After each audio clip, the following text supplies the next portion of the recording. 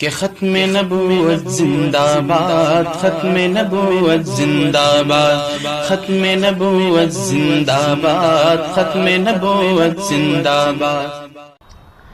میرے والد نے جن کا بھی تذکرہ ہوا اور میرے دل کے تاروں کو چھیڑ دیا، ہمارے نوجوان میزبان نے ان کا تذکرہ چھیڑ کر، وہ عجیب مزاج کے انسان تھے۔ اس پوری صدی میں پوری دنیا کے 1 2 3 بڑے علماء کی کوئی لسٹ بنائی جاتی تو ان کے نام کے بغیر وہ لسٹ مکمل نہیں ہو سکتی تھی۔ میں نے ملکوں کے حکمرانوں کو ان کے سامنے دوزانو بیٹھا دیکھا ہے۔ جواہر لال نہرو جی کی تو بات ابھی آئی، 1976 میں میرے والد بہت زیادہ سخت بیمار ہو گئے تھے، ان کے دونوں کڈنی فیل ہو گئے تھے۔ اس وقت prime minister Mrs Indira Gandhi تھی۔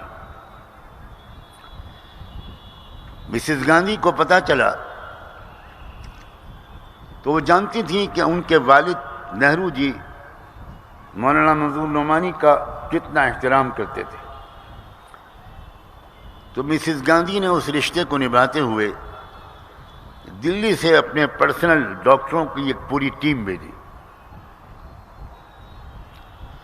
ان ڈاکٹروں نے آ کر ہمارے والد صاحب کا چیک اپ کیا، رپورٹس دیکھیں، لوکل ڈاکٹرز کے ساتھ مشورہ کیا،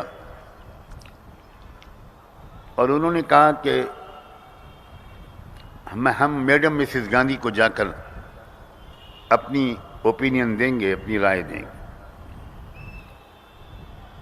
ہم لوگوں نے ان کا شکریہ ادا کیا۔ میں اس وقت مدینہ یونیورسٹی میں پڑھتا تھا اور گرمی کی چھٹیوں میں آیا ہوا تھا لکھنؤ۔ اسی دوران ہمارے والد صاحب کی حالت خراب ہوئی۔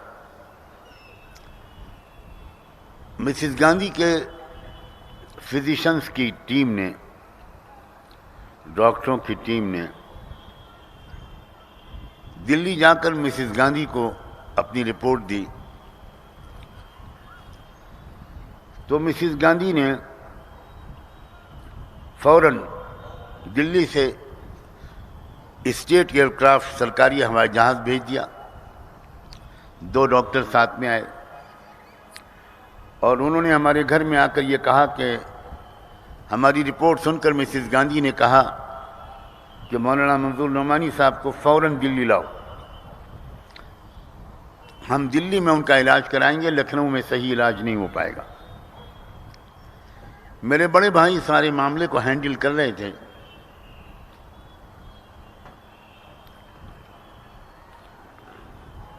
میری عمر تو اس وقت 20-21 سال تھی۔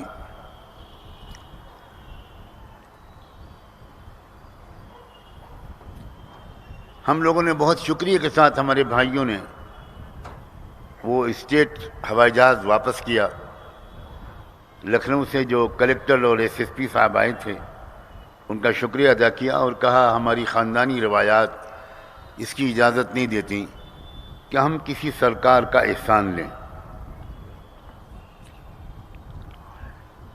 ہم بس چھوڑیے، بالکل ٹھیک، چھوڑ دیجیے، بالکل ڈسٹرب نہیں کیجیے۔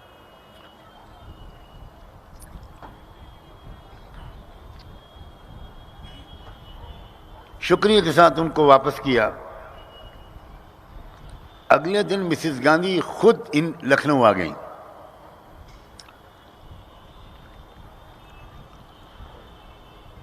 اور انہوں نے آ کر بہت ریکویسٹ کی والد صاحب سے کہ میں آپ سے ہاتھ جوڑ کے درخواست کرتی ہوں، آپ مسلمانوں کے نہیں، آپ دیش کے لیے بہت قیمتی شخصیت ہیں، کیونکہ دیکھو ہمارے علماء کبھی اپنے سوارتھ کی خاطر، کبھی اپنی غرض کی اور اپنی ذاتی فائدے کی خاطر نہ ایک لفظ بولتے تھے نہ ایک کام کرتے تھے. وہ سراپا محبت ہوتے تھے, خیر خواہی کرتے تھے, ہر ایک کا بھلا چاہتے تھے, مسلمان ہو, ہندو ہو, کسی دھرم کو ماننے والا ہو, انسان ہو, جانور ہو, وہ ہر ایک کے ہمدرد, ہر ایک کا بھلا چاہنے والے ہوتے. اور جو لوگ ایسے ہوتے ہیں ایک مدت تک ان کو جانچنے کے بعد اللہ پوری مخلوق کے دل میں ان کی محبت ڈال دیتا ہے. ان الذین آمنوا وعملوا الصالحات سیجعل لهم الرحمن ودا. اور وہ جب دیکھتے ہیں کہ لوگ ان کو دیکھنے کے لیے ٹوٹ پڑ رہے ہیں, ان کو سننے کے لیے ٹوٹ پڑ رہے ہیں, تو ان کے دل میں کبھی اپنی بڑائی نہیں آتی.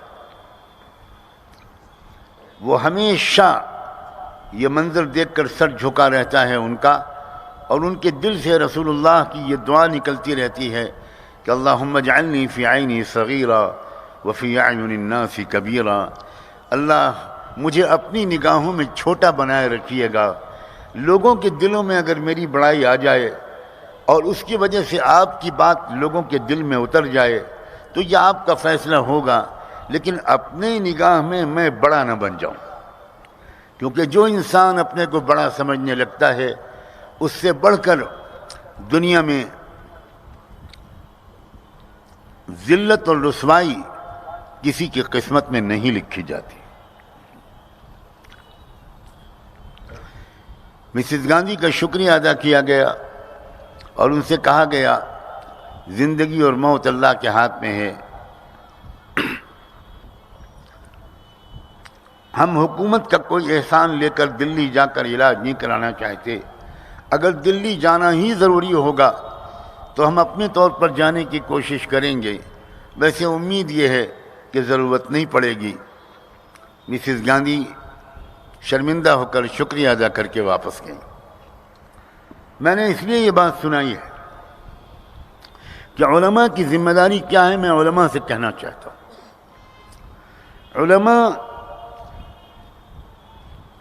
اگر علماء نے اپنے آپ کو نبیوں کی وراثت کے لائق نہ بنایا, خالی پڑھانے اور جلسوں میں تقریریں کرنے کو کافی سمجھا, اگر علماء نے اپنے کیریکٹر کو نہ بنایا, اگر علماء بڑے گناہ تو چھوڑیے, چھوٹے سے چھوٹی غلطی سے بھی ہزاروں میل دور انہوں نے اپنے آپ کو نہیں رکھا, شک کی جگہ سے اپنے آپ کو دور نہیں رکھا, بدگمانیوں کی جگہ سے اپنے آپ کو دور نہیں رکھا, تو علماء اپنی ذمہ داریوں کی ادائیگی کے سلسلے میں بہت قصوروار قرار پائیں گے, اور ان کی پگڑی, ان کا جبہ قبہ, ان کا کرتا پاجامہ اور داڑھی ان کو دنیا اور آخرت میں رسوائی سے بچا نہ پائے گی. حضرات علماء کرام, آپ کی ذمہ داری بہت سنگین ہے. آپ اگر مزاج شریعت پر آئیں گے تب عام مسلمان حدود شریعت پر آئیں گے. مزاج شریعت کچھ اور ہے, حدود شریعت کچھ اور ہے. مزاج شریعت میں بہت زیادہ اعلیٰ درجے کا تقوی ہے, بہت احتیاط ہے, مشکوک آمدنی سے ہزاروں دور بھاگنا ہے, ہزاروں میل دور بھاگنا ہے. مزاج شریعت وہ ہے جو صحابہ نے دکھایا.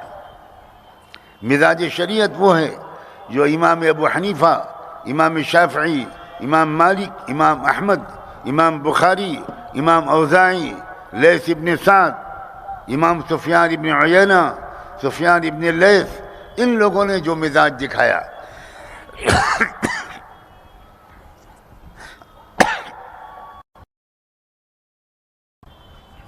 اور اگر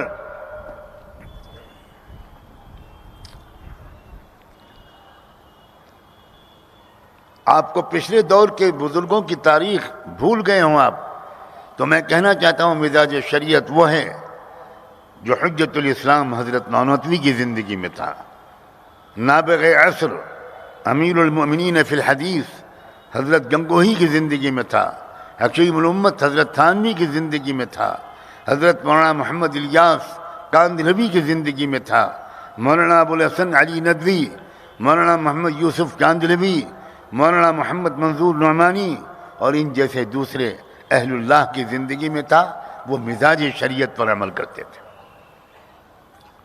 آپ اگر مزاج شریعت پر عمل کریں گے تب عوام حدود شریعت پر آئیں گے۔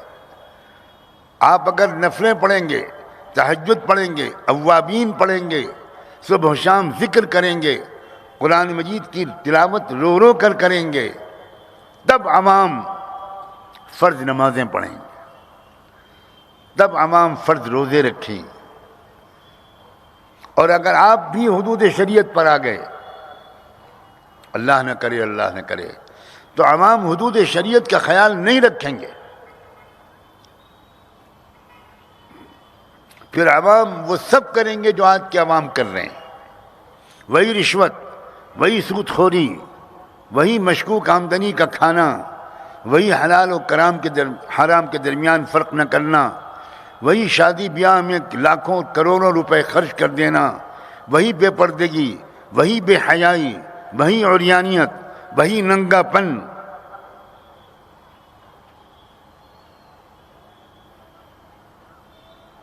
علماء کی خدمت میں عرض ہے کہ خدا کے واسطے اپنی ذمہ داری کو سمجھیں۔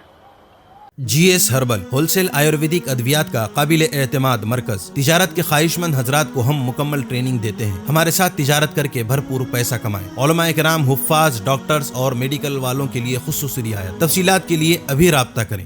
قاسمی حج عمرہ ٹورز اینڈ ٹریولز، حج عمرہ اور دیگر مقدس مقامات کی زیارت کا بھروسے مند مرکز۔ حج عمرہ جانے کے خواہش مند حضرات اسکرین پر دیے گئے نمبرات پر کال کریں۔